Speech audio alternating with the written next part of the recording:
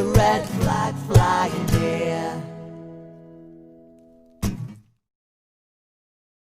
Welcome to Political Unmuted. It's great to see you. Before I start introducing my guests, I just want to show you this wonderful present which I got, which you saw from the wonderful Chloe Rogers-Ratcliffe, who's a pop star and sent us a Christmas present. And this is a line from her, I'll get it right close so you can see it. This is a line from the song that Barbara and I just love. And it says, there ain't no one like you on all the planet, and I don't know what I'd do without you on it. Arrived today, a late Christmas present, so it got delayed in the post. So I'm over the moon today and excited. Right then, let's introduce all my wonderful guests. In reverse alphabetical order this week, Samantha, hello. I'll come to you in a moment for your moment of the week. And so have you got, I mean, you don't have to share any of your personal news with us, but I do read on Facebook that you have something. So you don't have to share it if you don't want. I put up a status yesterday saying it's not that I don't enjoy homeschooling, but I have applied for 3 jobs in the last 48 hours. And then I realized that none of the 3 jobs would actually give me a ticket out of the house, and I would just have to do the job and the homeschooling. So this is not a very well thought out plan. Actually, that's something that's coming out more and more and more. The fact that sort of particularly women are handling really momentously important jobs. And sort of it came out particularly some friends who were teachers. So they were having to deliver lessons online whilst delivering homeschooling to their own children. Yes. And I just thought, oh, dear me. Thank you anyway. God bless you. Then next in reverse alphabetical order, the amazing Stuart Sutherland. Hooray! Welcome, Stuart. Hello. How are you doing? And then next in reverse alphabetical order, Mr. Know Everything, Paul Daly. I'm also the teacher that does the homeschooling in our house. And Laura doesn't shirk her responsibilities, but I do the teaching. So she's doing all sorts of other things. Sounds very Victorian household to me. And finally, in reverse alphabetical order, the amazing Laura Daly. Hello. Welcome, Laura. So I'm going to go straight to moment of the week in alphabetical order. Laura, moment of the week. My moment of the week this week. Hang on. Oh, hang on. The boss is reminding me.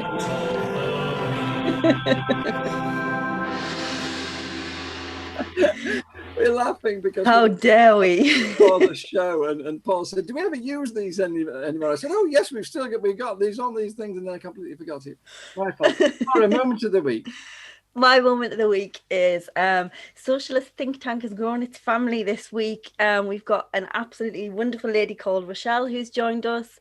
You probably have seen some of her graphic design work that she's already done for us, and she's really keeping us on our toes.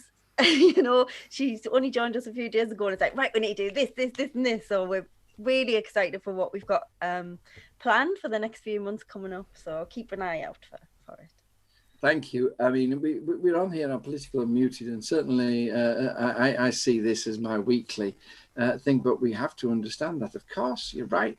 We are just a tiny part of the massive liner, which is Socialist Think Tank, which is steaming ahead at a rate of knots and becoming a major influence for democratic socialism and socialist politics and just good, fine, honest politics as well. Yeah. Unbelievable. So recommended. Look it out, check it out, and see what there is. Loads of interviews and podcasts and things like that. And more to come.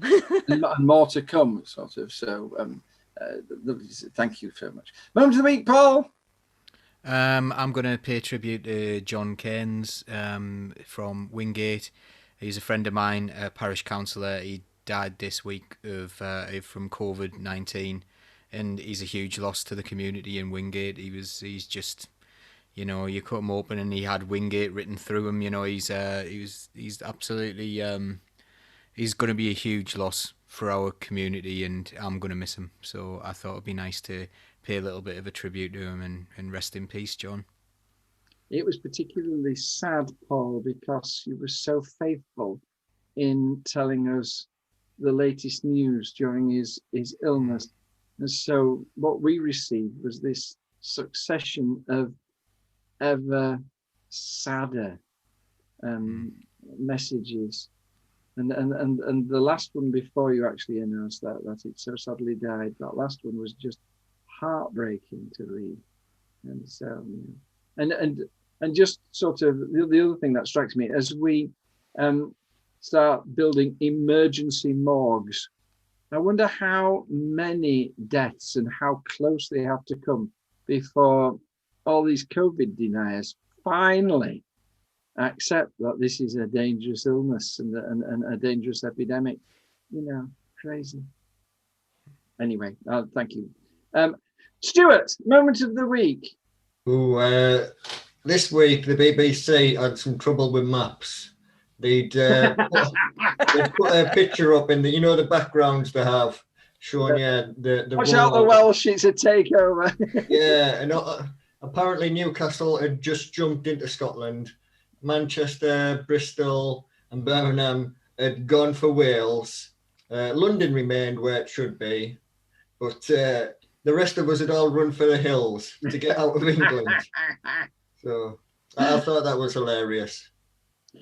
I've never thought of this before, but when the Anglo-Saxons invaded, all the Britons sort of rushed to the Celtic fringes. Maybe we're doing the same as regards COVID. Maybe anybody with any sense is sort of just heading for the West Coast to try and avoid the invader, which is COVID. So it was so funny, was that? So why do you think it happened, Stuart?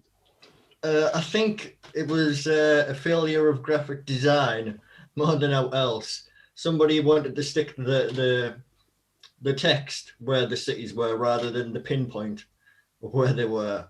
But I've got no issue with Newcastle building a new city in Scotland if they want, and they can have new Newcastle. A new Newcastle? A new Newcastle. New Newcastle brand Newcastle. A brand Newcastle. And a new Newton Acre would be quite. You've got a concept there. And finally, Sam, moment of the week. I have a theory about the thing with the cities. I think that was a graphic designer working from home and a cat jumped on his keyboard just before press send. Yeah, I'm bringing it right back down. I'm really pleased. My moment of the week is the fact that I'm really pleased that we're finally making some progress on the mother and child homes that were not only in Ireland, but the Irish government has made progress towards apologising to the families that are affected by the wholesale neglect of women and babies that resulted in hundreds, thousands of babies dying of neglect from a 100% misogynistic system of abuse. And it's easy to shrug these things off and say, oh, it's all in the past. There are people alive who are raised in those places now, who are living with the consequences. And the last one only closed in 1998. So it's very recent history that we were bundling up young women who had the misfortune of falling pregnant, often through no fault of their own, because they were abused or because they had mental illness or a disability that made them easy prey for men, and that they were punished for the rest of their life for that. So really, really stark reminder that those attitudes still exist, and we do have to look after people who need to be looked after and shrug off really archaic ideas about, somebody having their soul stained forever because of something that's happened in their lives. Let's help people get back on the right track again. Two fabulous films that people ought to watch, The Magdalene Sisters and Philomena, of course.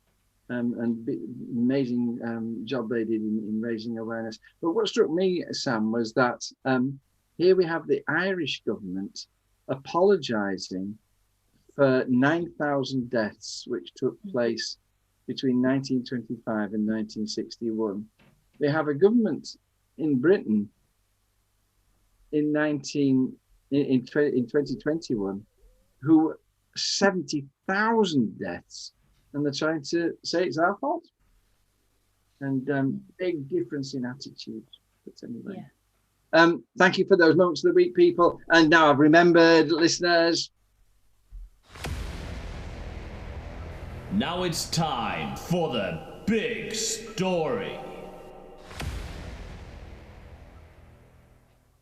And straight back to Samantha for the big story. As you know, listeners, what we've been doing is, instead of giving you some questions and asking you which you preferred, which I think was quite demeaning to you, but sort of you put up with it very kindly. But I've started sort of saying, what do you want us to talk about? And so these are the things we're going to be talking about today are the things that you wanted us to be talking about. And the first question to be asked, actually, of all of them, and the first question we're going to deal with tonight, I'm going to throw out to Samantha and then see what the rest of the team feel about it. And it was simply this: Samantha, is the new lockdown a farce? Well, I mean, we did talk about before the show whether this was the easiest question we've ever asked. I mean, let's ask the Conservative ministers what they think of it. Priti Patel was on TV today and told people all about the really straightforward guidelines, and then continued to tell people the wrong rules, and told people that it was all right to leave home for recreation when it's absolutely not okay to leave home for recreation, like meeting your friend in a park for a picnic or whatever. That was taken out of the rules. I guess she meant exercise. I guess she thinks that's synonymous. It's not.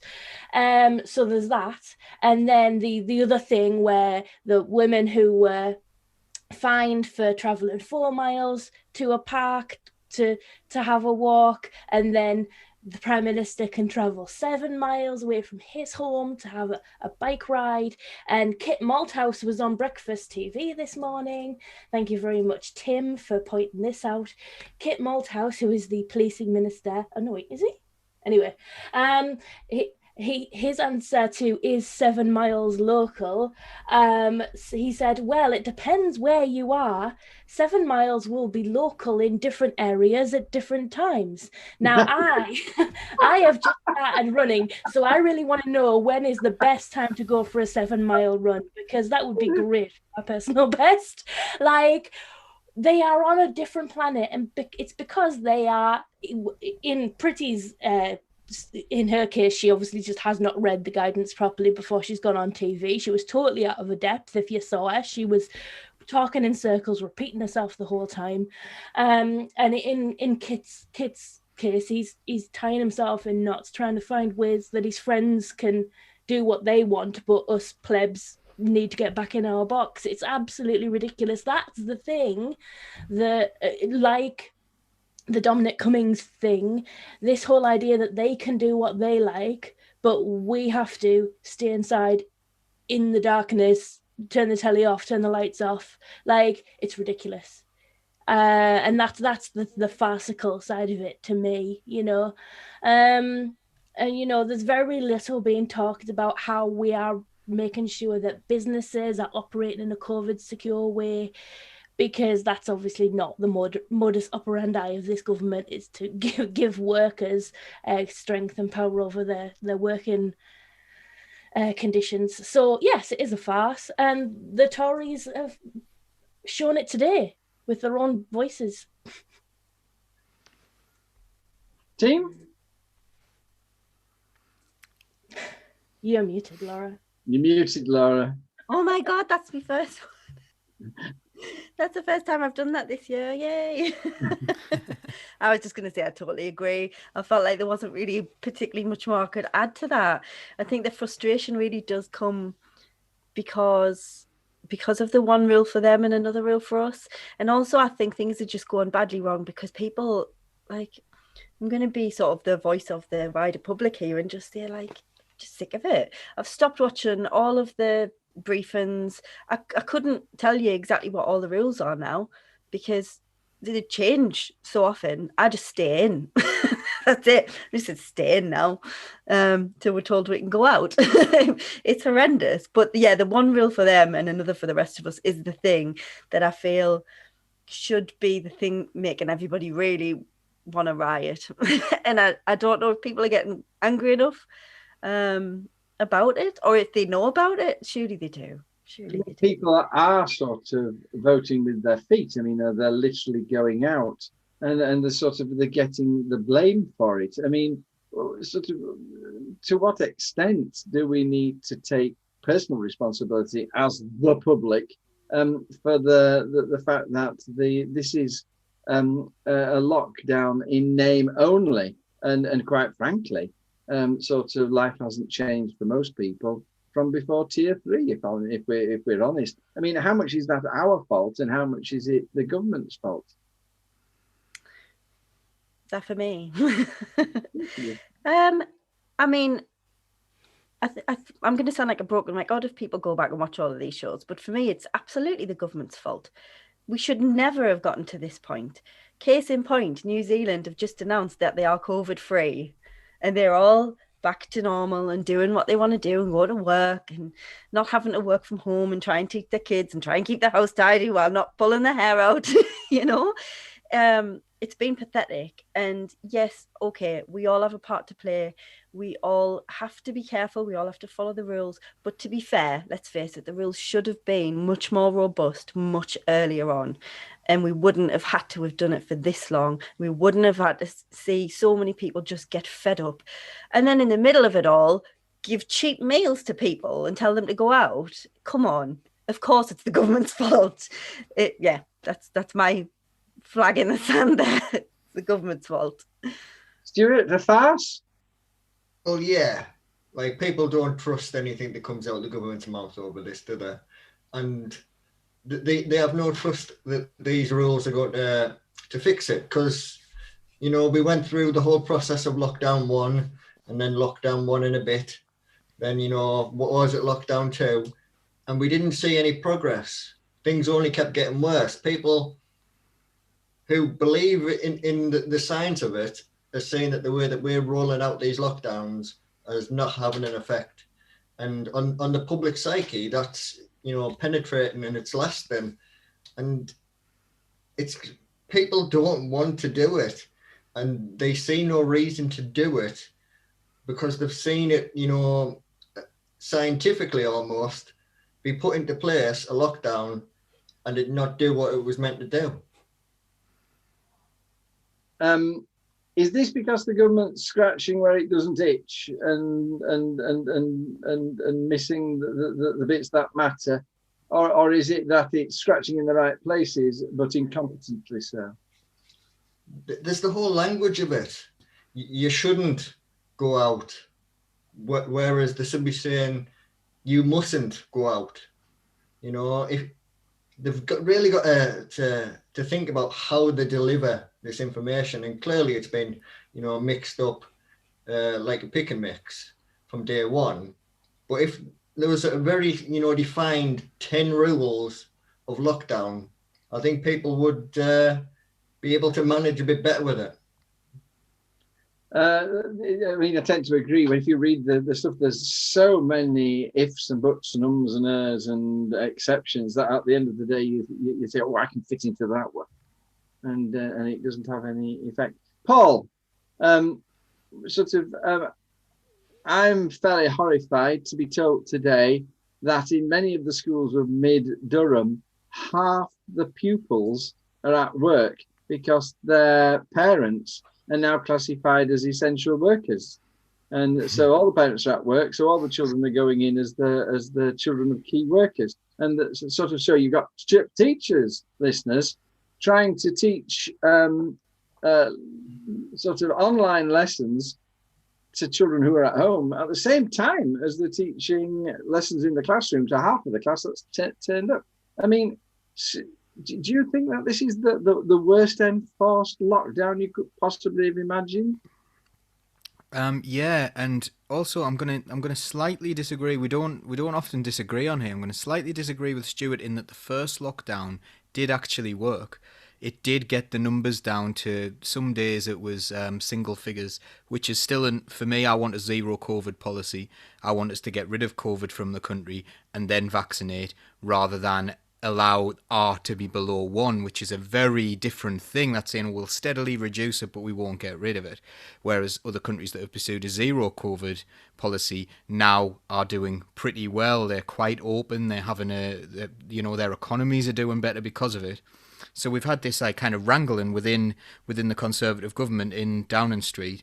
We've had Boris Johnson, who kind of sort of wants to do a lockdown thing because he wants to be Churchill, but he's so far from it. Apart from the racism, sorry.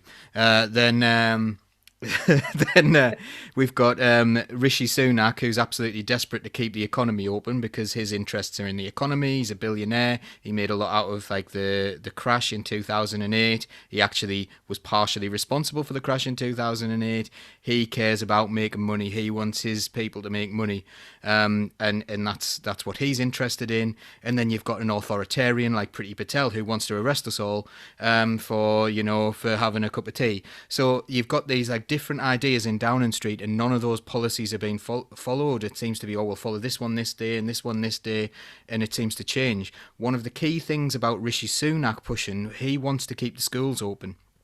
And that's really key to keep the economy going because they always prioritise the economy. In fact, we've had a massive damage to the economy by having to lock down because we've gone far too far and we're having thousands of deaths a day, which is completely unacceptable. And they realise that and then having to go home. But not by design, just by sheer incompetence and leaving the decision to the last minute. But Rishi Sunak wants the schools to be open. Someone that I know of...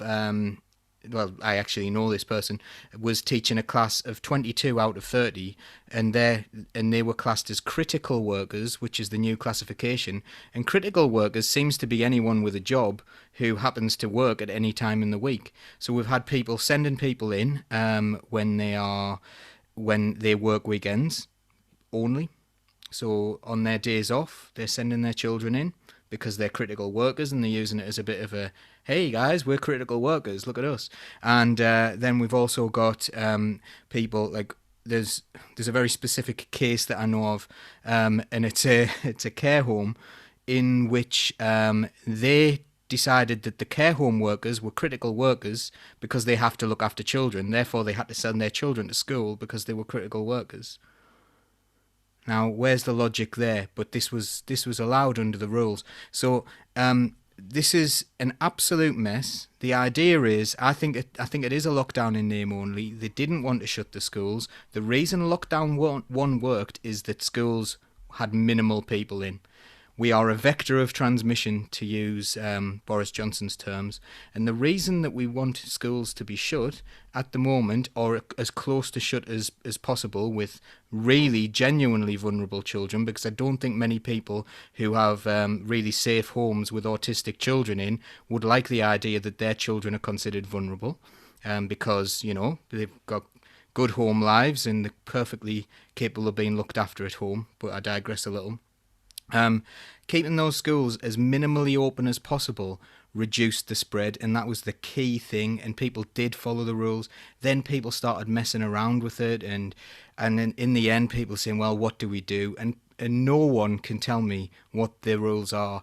People just tell me what their interpretations of the rules are, and they get annoyed with other people for not following the rules that they think are acceptable to themselves. And just think about those 2 women who went for a walk. Because they had a cup of tea, it wasn't considered to be exercise because they were carrying a cup of tea that they brought from home.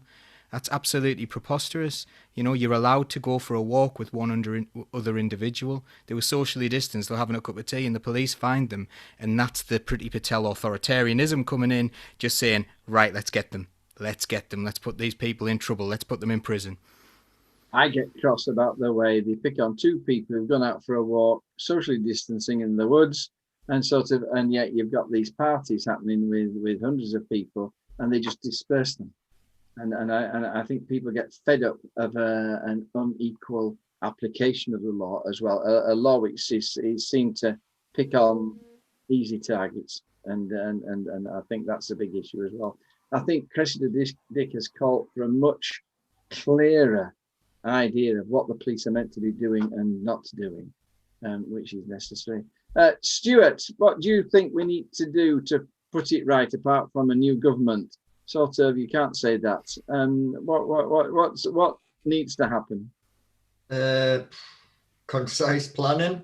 I always say we need a time machine, but we ain't got one.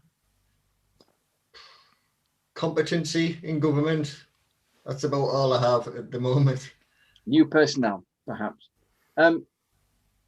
Laura, good advice for Boris. Have you got any advice for Mr. Johnson?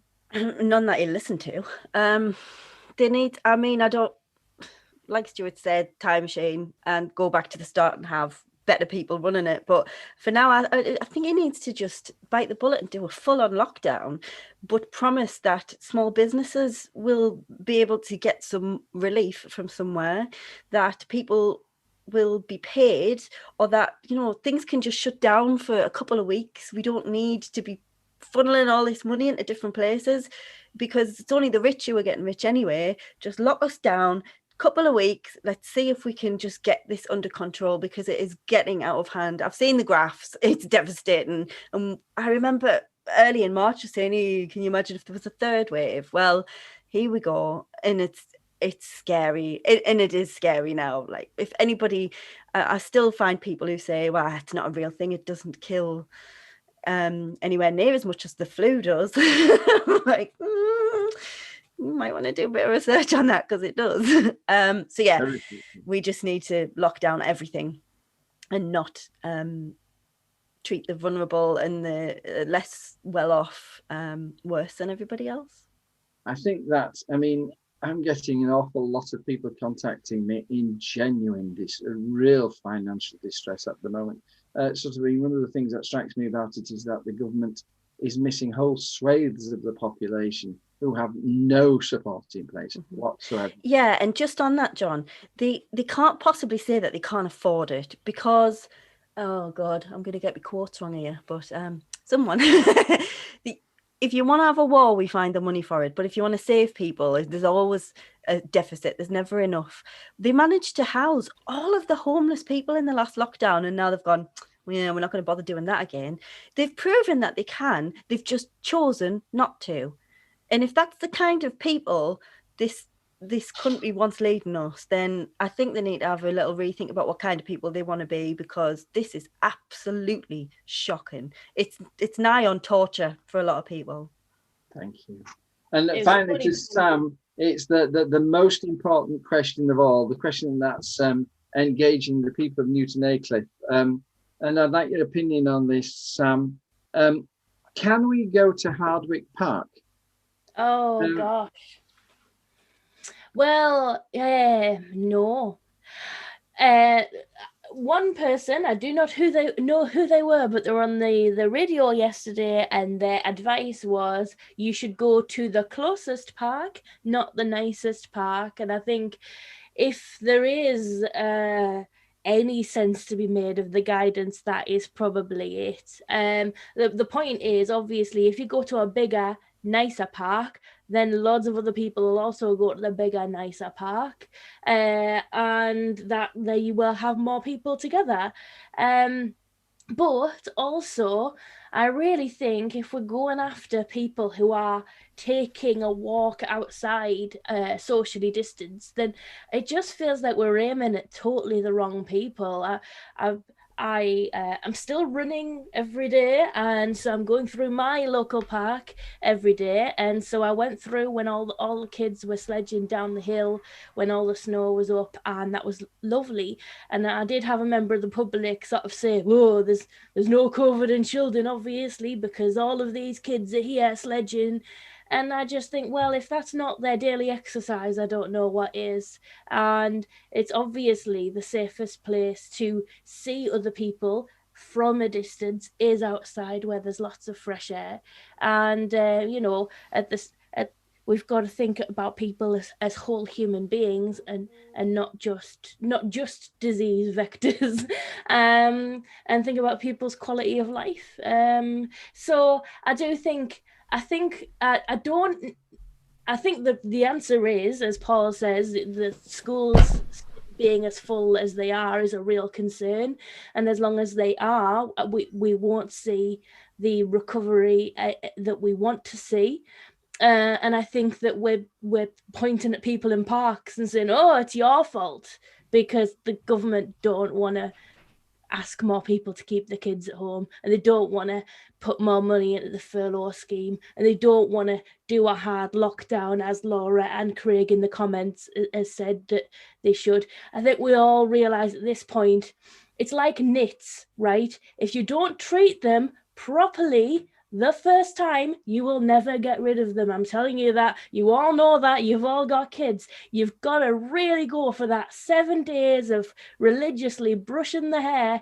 Otherwise, there's no point. You can't just do 2 days here and 2 days there, because you'll be living with them. They'll be getting a spare room. Thank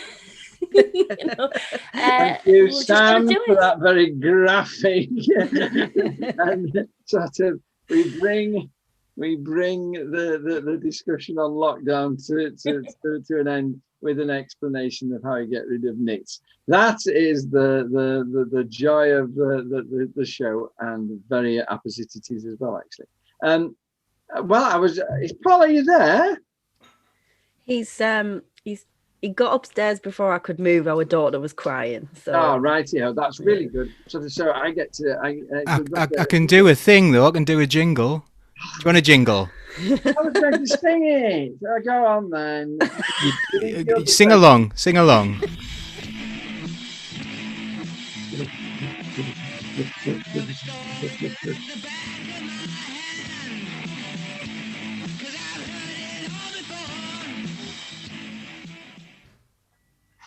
Well, you haven't heard it all before, because the team tells you new things every week.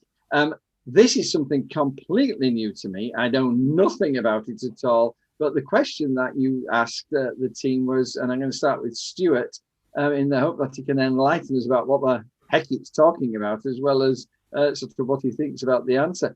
Will the new Ofcom hate guidelines stop genuine debate? I think, Stuart, if you could just tell us what the new Ofcom hate guidelines are. I think this will be a good start.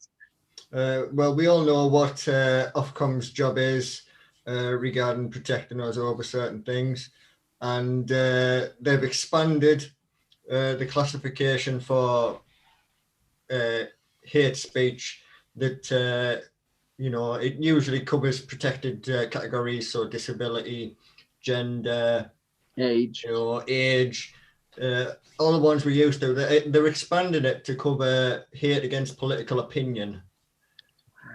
So, considering we've all experienced this at some point in our lives, with us being on the internet and all, people are questioning whether it's going to stifle debate, whether it's an attack on either the left or right. There's opinions both ways. Personally, I think it's probably a good move, considering some of the stuff that people come out with, really shouldn't be out there. But does this mean that people will be able to come out with Nazi views and anti-Semitic views and Islamophobia, and we feel constrained to take them on in debate and tell them what we think about them? I mean, is it going to just allow political activity to run wild? I actually think it might make it a bit healthier. Like when you become a counsellor and you read the stuff about how to be a good counsellor and how to treat people. Because obviously when you're a counsellor and you're affiliated to a political party, you're going to come across people who aren't, aligned with your political thinking. And, there's guidelines and rules there to help you to do the job. And I think if people, on the internet, in a personal capacity, understood their responsibility to try and make the conversation not neutral, but respectful of each other. I think that would be a useful thing. Thank you. Sam, good thing or bad thing? I was busy reading the comments and I wasn't really listening. Thank you I'm very honest. much. Laura, I'll come back to you, Sam. Get your thoughts together. Laura, good thing or bad Okay. thing? Do I just have to give you a simple answer like that? Come on. That's not how this works, surely. No, you can talk about it. Okay, so when I read about it, and I'm gonna be honest, I only read about it today. Initially I was like, get in, this is class. We can, the fact that they're going to recognize the importance of the safety of transgender people, and this just laundry list of things that you shouldn't be basically criticizing anybody for. You just let them live their life. Then I got to the political bit and I thought, well, okay, we're talking about media regulation here, something that I think we are in desperate need of, like dire need of this country's media to be regulated properly. I remember when I was doing journalism at university, which seems like a lifetime ago now, because all we talked about was ethics in journalism and how you can't lie. I don't know when that changed, but it clearly has. And so the problem I've got is that, yes, everything should be regulated and everything we shouldn't be able to do any sort of hate speech, but who gets to regulate it and who gets to make the decision on what is hate? Because let's face it, for the last 5-6 years, Jeremy Corbyn has been the villain of this country. Us promoting somebody like Jeremy Corbyn or a socialist would be in that world would be classed as hate speech. So socialist think tank would be over, because that would be hateful. So really, it depends on who's doing the regulating. That would be what I'd be wary of, because we've got to have free speech, not hate speech, and there's a massive difference. We've run out of time on this topic, but sort of I'm going to go to both Samantha and Paul for just a quick reaction. Are you ready yet, Sam? Have you got your thoughts together? God bless you. Thank you. What's your take on this? Yeah, I mean, we definitely need regulation, but like Laura says, it's who watches the Watchmen, who makes that decision.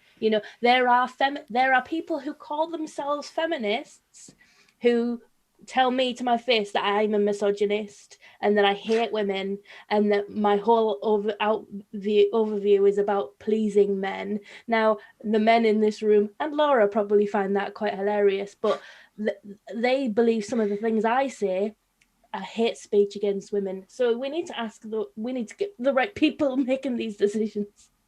Yes. And finally, thank you, Sam. And finally, very briefly, Paul, I'm worried about this. Are you as worried as me? I'm worried about who does the regulation, and Samantha's done that brilliant "Who watches the Watchmen" quote. I wanted to say that, so that was amazing. Nerd solidarity there. Yeah, I think the problem for me is that there's so much misunderstanding of what goes on, and some people are like, "Oh yes, that's perfectly fine. No, you can't do this," and these people don't have a clue. They haven't really researched the topic. They don't know what they're talking about. For me, I am actually pretty pro free speech. I hate hate speech. I think it's absolutely awful.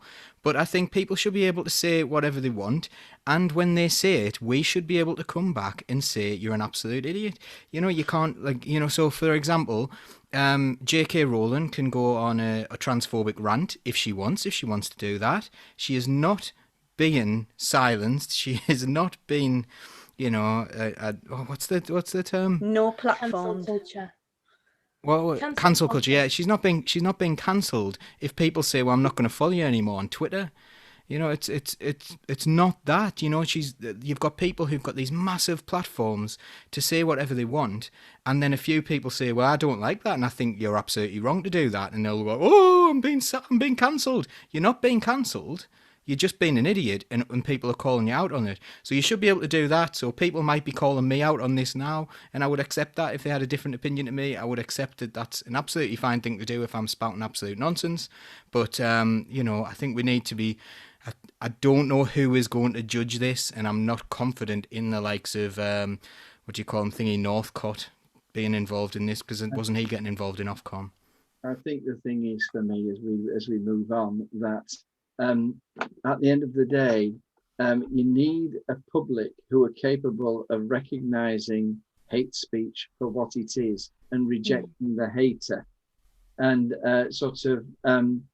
and it all boils down to political education and political nous of the public, and trying to bring in rules to do what they should be doing is very dangerous, I think. And there we go. Next question, Laura. Before Christmas, Durham County Council passed a motion of no confidence in the government's track and trace system. Should they now do the same this month? They're meeting a week on Wednesday. Should they bring forward a motion of no confidence in the government's vaccination promises? I mean, I suppose a sensible answer would just be, well, yes. But with that, the motion that Durham County Council just passed, as you say, on the track and trace, actually came under a bit of criticism and a bit of worry that it might undermine the message of public health. And I get that. There is a worry about putting a motion through on vaccinations that we can't really be seen to be criticising vaccinations and the idea of it, because let's face it, there are plenty of anti-vaxxers out there, and we want people to be vaccinated. It's really important. We need to get rid of this virus. That said, the way the government have dealt with this has been so dangerously haphazard. It is really difficult to support it. And I think, they haven't even followed their own protocol. They said they were going to give people the first shot, and then so many weeks later give the second shot. Not only has a multitude of those appointments been cancelled, but also the second vaccinations have been pushed back. They've promised, so many things, this amount of vaccinations a week that they haven't hit. Then there was a story about how they didn't have the right receptacles to transport the vaccinations in. There's so many problems, just so many problems that they've come up with themselves. And I honestly believe it's because they keep doing the same thing where they're looking for an opportunity to make money and make their friends money and give these huge important contracts to businesses that should have nothing to do with it. Their businesses have nothing to do with even the medical profession, never mind vaccinations. So yes, there's plenty of grounds for a motion of no confidence and a motion of please get this right because you're doing terribly. There's a lot of support for that.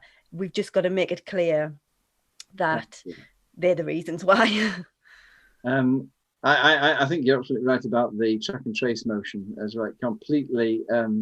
It was completely misinterpreted, and the opposition made hay with what was actually a very decent intention. Paul, we've got a little time for the team to talk about this. I mean, what's your opinion of the vaccination program? Is Laura being too harsh there? No, I think Laura's been absolutely spot on there. The problem is that they seem to be doing everything that, there's an argument that a bad plan executed well always beats a good plan executed badly. This is no plan executed haphazardly. I don't understand what is going on really with the plan. And it seems to be like, what do we need?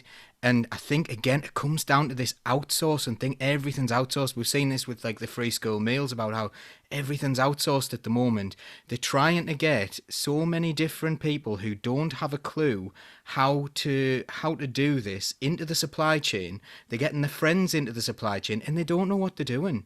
Trust the medical people. If they need to upscale it, then they should be in charge of the upscaling.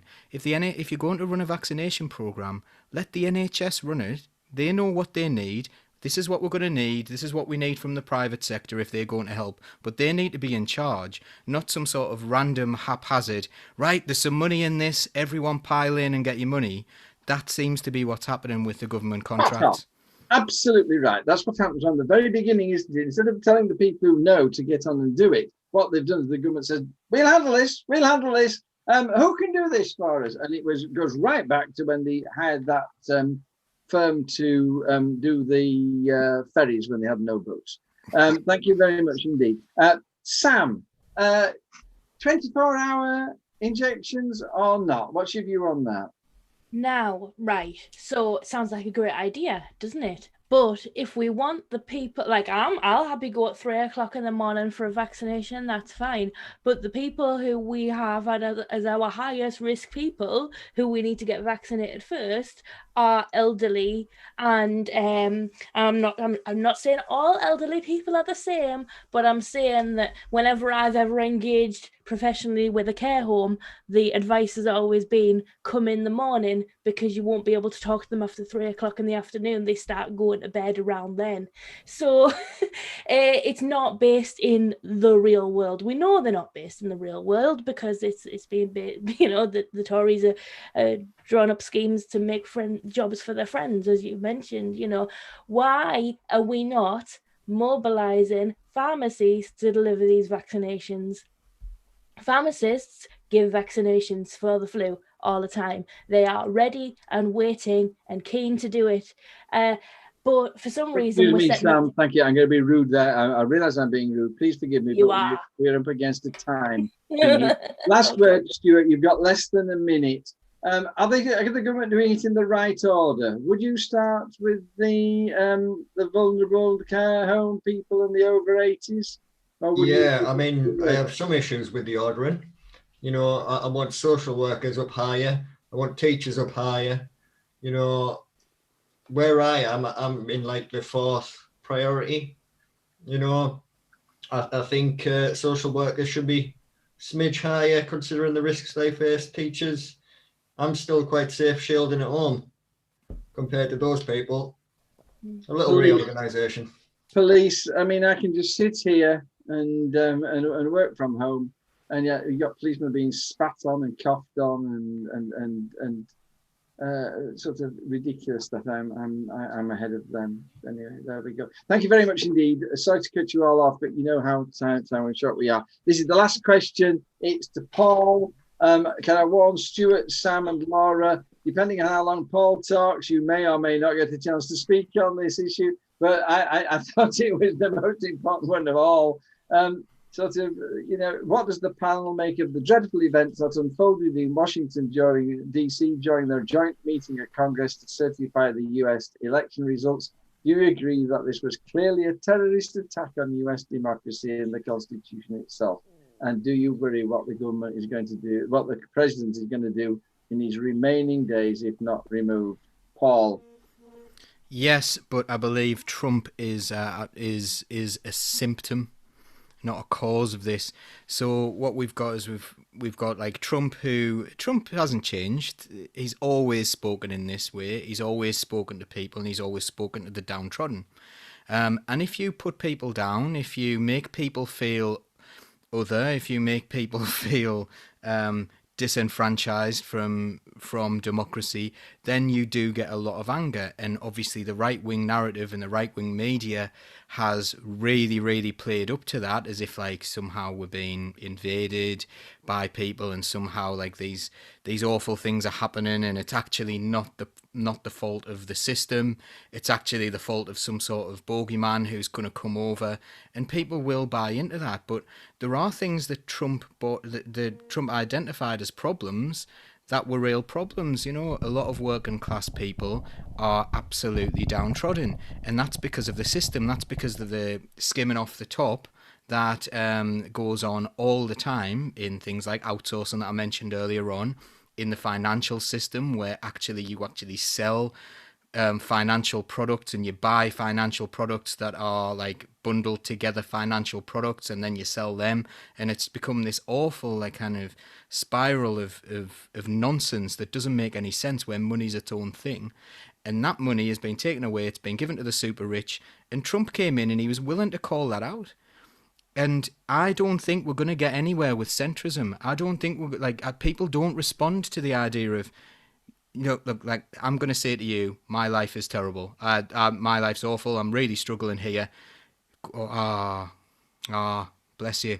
It's not though. It's fine. The system's really working, and let's keep that going. And that's what centrism is doing. Centrism is saying, let's keep it going as it is. Everything is fine. Now, we had that recently in the Labour Party.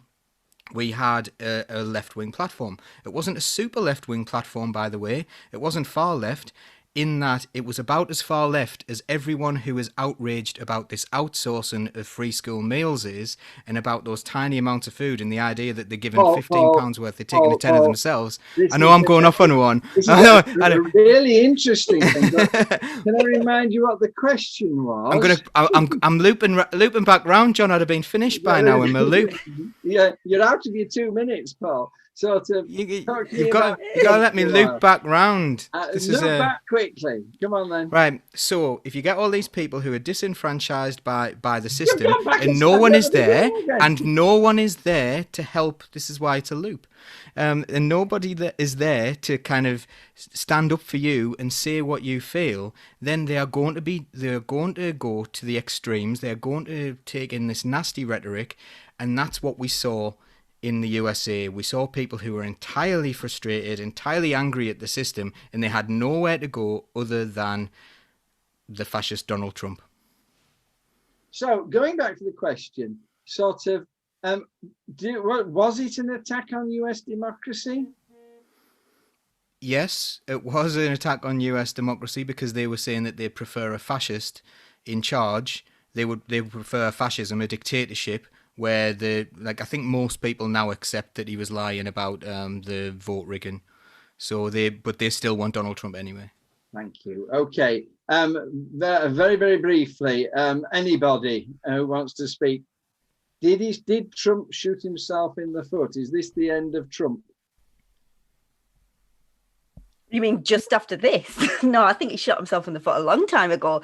But this has been horrendous. It has been really bad. And oh God, sorry, John. I can feel you must. I can feel a white and black people rant coming on. You have 2 minutes before I stop talking about this. Oh, the system's frozen. Facebook has decided. Unfortunately, despite being a terrible businessman, Trump is a very rich man, so he will still be around. He may not get another nomination from the Republican Party for president, but he will still be around. And unfortunately, the people who follow him are brainwashed, and they will continue to do so. I mean, what strikes me, talking about what Paul was talking about, was that for years we've been trying to get people to see that the system is rigged against them. But the reaction has been, Sam, to say, yes, you're damn well right. What we're going to do is we're going to turn to fascism. We're going to turn to all these conspiracy theories and sort of try and sort of bring down the establishment. I absolutely agree with what you're saying. Anyway, I've run out of I was going to ask you a question, but I completely forgot. Forget me. I'm going to move on to Stuart. Stuart, are you worried about what Trump might do in his last days? Oh yeah, absolutely. I think we should be at all times. You know, if Donald Trump was sat at the table with a knife and fork, I'd be worried. You know, someone's going to get hurt. Risky business. Paul? I think we should bring Laura in. I've already spoken a lot. Right. Well, the time is probably not a good idea. You'll have heard what we said about Donald Trump, and I'm sure we could have gone on for another half an hour, quite bluntly. Especially when we were we could have addressed the events in Nicaragua and sort of all kinds of things when we're talking about Trump. Last question, and the team has been briefed, it's about the Labour Party. And recently, Tony Blair seems to, we're told by the Express, has signalled his desire to come back in the same way that de Gaulle came back after a lull for a second term as the leader of France. He wants to come back for a second time into sort of prominent politics. The question which we were given was, should he replace Keir Starmer as leader of the Labour Party, and sort of the express for suggesting that he ought to come back as leader of the Tory party. So those are his options. And I'm just going to ask each of my people, so you have exactly a minute each. So let's just go round in anti-clockwise. Stuart, what do you think of? Do we welcome Mr. Blair back? Me personally, probably not. No, but this is a decision for members, because democracy. Were the opportunity there to elect a new leader, it would be for all the members to elect, rather than sadly just us four. Right. Well, that's a wise decision and gives nobody else anything else to say. Thank you very much indeed. Sam, what's your reaction to being told that Mr. Blair might be trying to come back as the leader of the Labour Party?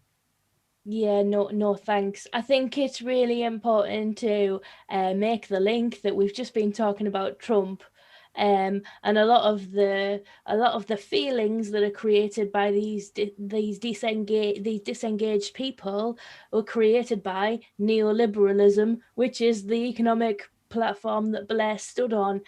So I think we need to look seriously at how we create successful Labour policy which is not neoliberal and looks forward and not backward. As Keir said. So I think Blair had his time, and now we need to look forward for new leadership.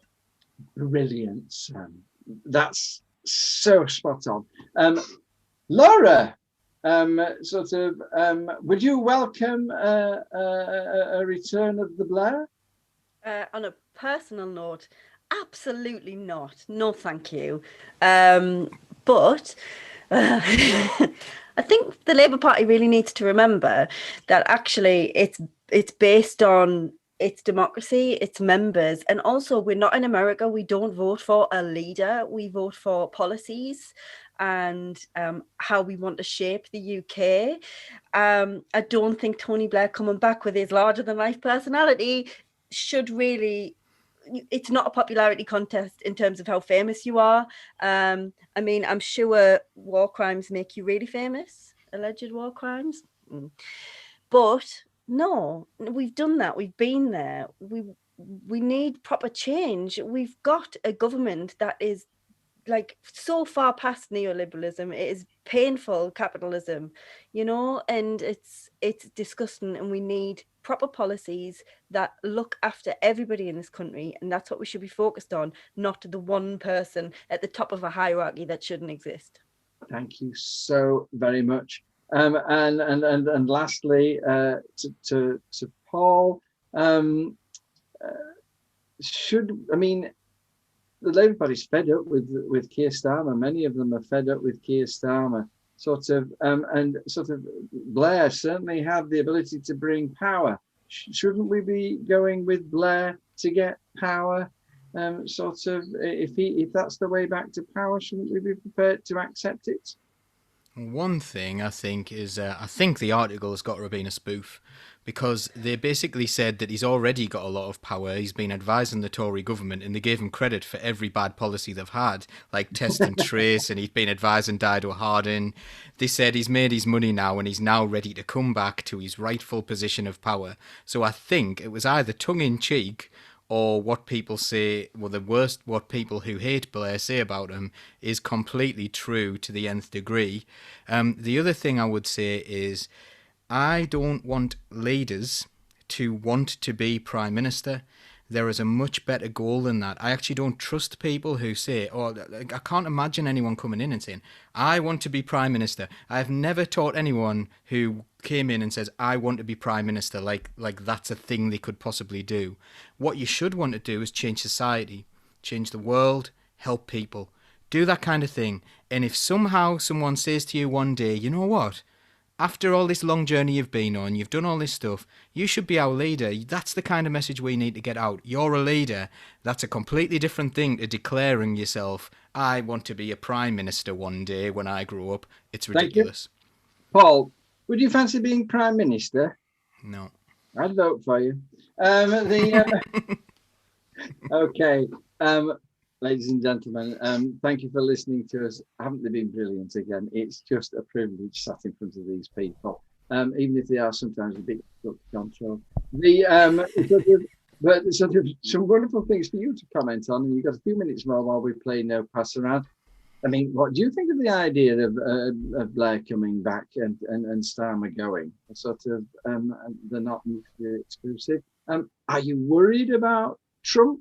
I mean, sort of, was it just a storm in a teacup on the 6th of January, or was it a really worrying insurgency? What do you think about the vaccination program? I mean, do we need it at all? Sort of, what do you think about these new hate guidelines? And what do you think about lockdown? Things that you can tell us about. What we're going to do is we're going to take a short break now, and then we're going to come back and we're going to look at your comments and your statements, and you're welcome to stay. But sort of what's going to happen now is that the team's going to wave goodbye to you just in case you have to go at the end of our hour. God bless you. Thank you for listening. Bye-bye until the next half, or until we meet again.